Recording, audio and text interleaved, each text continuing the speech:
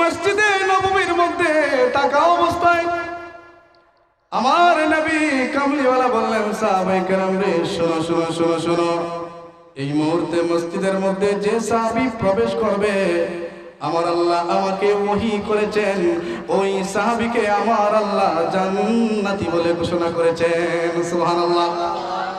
আরো জোরে জোরে বলেন সুবহানাল্লাহ। ওই সাহাবী মসজিদে প্রবেশ করলেন।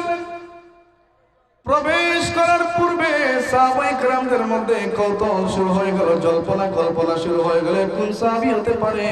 আমার নবী কামলিওয়ালা বলেছেন, এই মুহূর্তে যে সাহাবী ঢুকবে সে জান্নাতি। কেউ কেউ মনে করছেন মনে হয় আবু বকর হবেন, সুবহানাল্লাহ। আবার কেউ কেউ মনে করছেন মনে হয় উমর হবেন।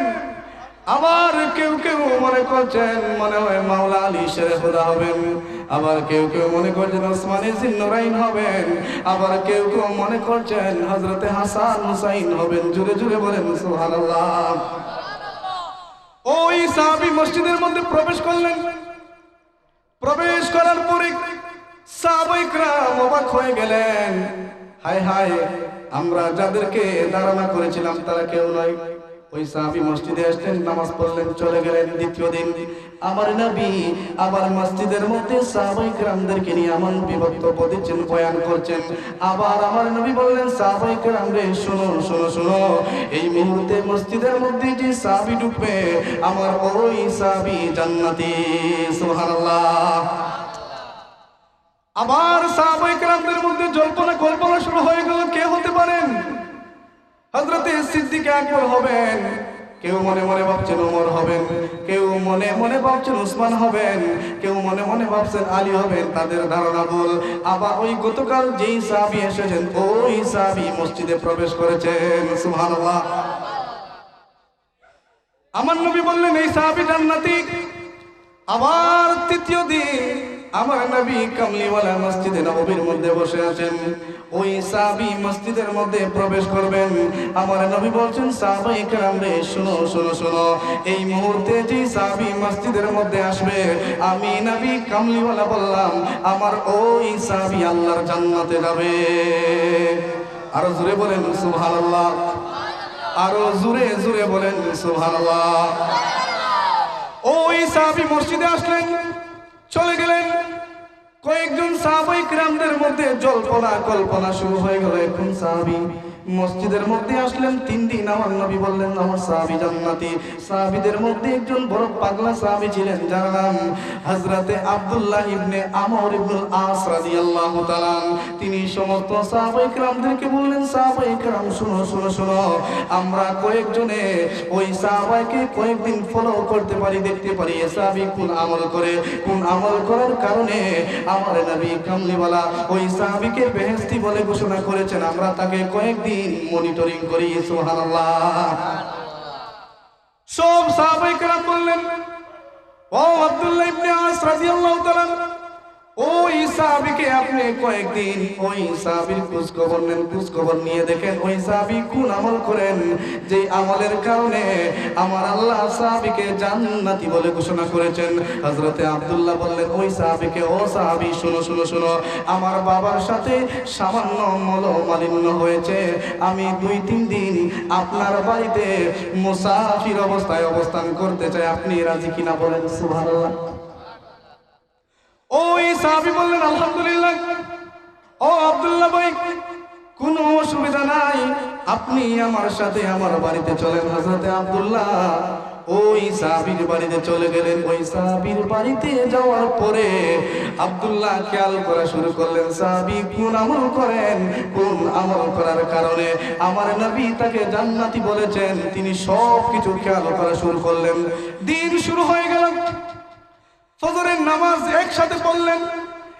একসাথে পড়ার পরে আব্দুল্লাহ দেখলেন ওই সাহাবী এক্সট্রা কোন নেক আমল করে না, শুধু নামাজ পড়ে। নামাজ পড়ার পরে ওই সাহাবী তার কাজের মধ্যে লেগে যায়। সারাদিন চলে গেল, যোহরের নামাজ চলে গেল, আসরের নামাজ চলে গেল, মাগরিবের নামাজ চলে গেল, এশার নামাজ চলে গেল। সাহাবী শুধু নামাজ পড়লো আর এক্সট্রা কোনো আমল করলো না। সুবহানাল্লাহ। হযরতে আমর ইবনে আস বলেন, আমি আর কোনো এক্সট্রা আমল তার দেখলাম না। ওই সাহাবীকে প্রথম দিন দেখলাম, রাত্র দেখলাম, দিন দেখলাম, সে টাইম মতো নামাজ পড়ে আর কিচ্ছু করে না। আমি দ্বিতীয় দিন তাকে আবার ফলো করা শুরু করলাম। ফলো করে দেখলাম ওই সাহাবী ওই নামাজই পড়ে আর এক্সট্রা কোনো নেক আমল করে না। দ্বিতীয় দিন চলে গেল। হযরত আব্দুল্লাহ বলেন, আমি তৃতীয় দিন ওই সাহাবীকে খেয়াল করে দেখলাম, ওই সাহাবী তৃতীয় দিনও নামাজ পড়ে আর এক্সট্রা কোনো নেক আমল করে না। আমি খেয়াল করে দেখলাম ওই সাহাবীর মধ্যে এক্সট্রা কোনো আমল নাই। এক্সট্রা আমল ছাড়াই আমার নবী কামলিওয়ালা বলেছেন ওই সাহাবী জান্নাতি। সুবহানাল্লাহ। হযরত আব্দুল্লাহ বললেন, ও ভাই আমার, আমি তোমার বাড়িতে আমি তোমার সাথে সামান্য মিথ্যা কথা বলেছি, আল্লাহ ক্ষমা করুক। আমার নবী কামলিওয়ালা বলেছেন তুমি জান্নাতি। তুমি কোন আমলের মাধ্যমে জান্নাতি হয়েছো এই জিনিসটা দেখার জন্য আমি তোমার বাড়িতে মেহমান সেজে তোমাকে খেয়াল করেছি। সুবহানাল্লাহ। আমার যুবক ভাইয়েরা, আমার পর্দানিশীল মা বোনেরা, আপনাদেরকে কোন কথা বললে আপনারা বুঝবেন সাহাবায়ে কেরামরা কি প্রতিযোগিতা করেছে। ওই আব্দুল্লাহ বলেছেন, সাহাবী আপনি আমাকে ক্ষমা করবেন, আমাকে ক্ষমা করে দেবেন।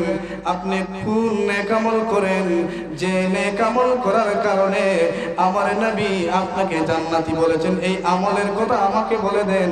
আজকে থেকে আমিও ওই আমল করা শুরু করে দেব। সুবহানাল্লাহ। আজকে আমাদের সমাজে নেক আমলের কোনো প্রতিযোগিতা নাই, শুধু বাটপারি, শুধু চুরি দান্দাবান্দা, সুদ খাওয়া, ঘুষ খাওয়া, একজন আরেকজনকে বাস দেওয়া, একজন আরেকজনের সাথে টাল্টি পাল্টি করা, ঘুষ খাওয়া, মুনাফিকি করা, চুগলখড়ি করা, এই ছাড়া আর কোনো কাম নাই। ঠিক কিনা বলবেন? ওই সাহাবী বলছেন, ভাই আমার, আপনি কোন নেক আমল করেন নেক আমলের কথা আমাকে বলে দেন। ওই নেক আমলটা আমিও করব, আমিও করে আমার পরিবারকে করাবো, নবীর সাহাবায়ে কেরামদেরকে বলবো, তারা ওই আমল করে আল্লাহর জান্নাতে চলে যাবে। সুবহানাল্লাহ। ওই সাহাবী বললেন, আব্দুল্লাহ ভাই, ও আব্দুল্লাহ ভাই, আমার এক্সট্রা কোনো নেক আমল নাই। আমি প্রত্যেকদিন 5 ওয়াক্ত নামাজ পড়ি, আল্লাহর জিকির, তাসবিহ, তাহলিল করি, দান খয়রাত করি, এক্সট্রা কোনো নেক আমল আমার মধ্যে নাই। ও আব্দুল্লাহ ভাই, আপনি আমাকে ভুল বুঝবেন না, ভুল বুঝবেন না। আমি আল্লাহর শুকর গুজার করে নামাজ পড়ি, এই ছাড়া আমার আর কোনো কিছু নাই।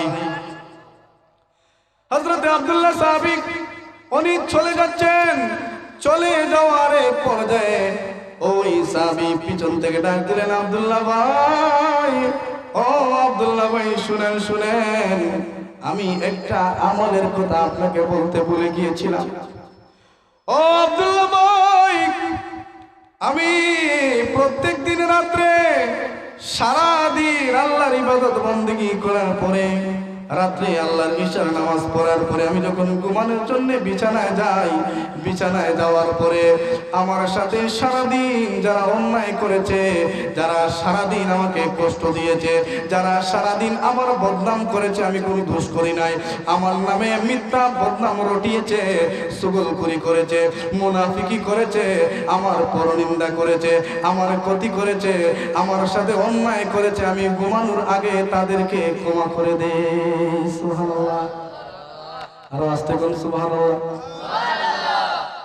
ওই সাহাবী বললেন, আব্দুল্লাহ ভাই, এই নেক আমল ছাড়া, এই ক্ষমার আচরণ ছাড়া এক্সট্রা বাড়তি কোনো আমল আমি করি না, যার কারণে এই আমলটা আল্লাহর কাছে পছন্দ হয়েছে। এই পছন্দ হওয়ার কারণে আমার আল্লাহ হয়তো আমার নবীর মাধ্যমে আমাকে জান্নাতি বলে ঘোষণা করেছেন। সুবহানাল্লাহ। ওই সাহাবী বলছেন, আব্দুল্লাহ ভাই, এই ক্ষমার অভ্যাসটা আমার বড় বেশি, যে যতই কষ্ট আমাকে দিক আমি তাকে ক্ষমা করে দেই, তার প্রতি আমি কষ্ট নেই না, তার প্রতি আমি প্রতিশোধ নেই না, তাকে আমি কষ্ট দেওয়ার কোনো চিন্তা করি না, তার সম্পর্কে মিথ্যা বোধ আমি আমার ভিতরে রাখি না, আমি ঘুমানোর আগে তাকে ক্ষমা করে আমি ঘুমাতে যাই। সুবহানাল্লাহ। এই জন্য যুবক ভাইয়েরা, হযরত ইউসুফ আলাইহিস সালামের 4 নাম্বার যে গুণটা ছিল, তিনি ওনার ভাইদেরকে ক্ষমা করে দিয়েছিলেন। হযরতে বিবি জুলাইখা ওনাকে মিথ্যা মামলা দিয়ে মিথ্যা আবাদি দিয়ে ওনাকে জেল খাটিয়েছিলেন। হযরতে ইউসুফ আলাইহিস সালাম বিবি জুলাইখাকে ক্ষমা করে দিয়েছিলেন। ঠিক কিনা বলেন? আমার যুবক ভাইয়েরা, আমাদের সমাজে এখন এইরকম মানুষ পাওয়া বড় মুশকিল। ঠিক কিনা বলেন?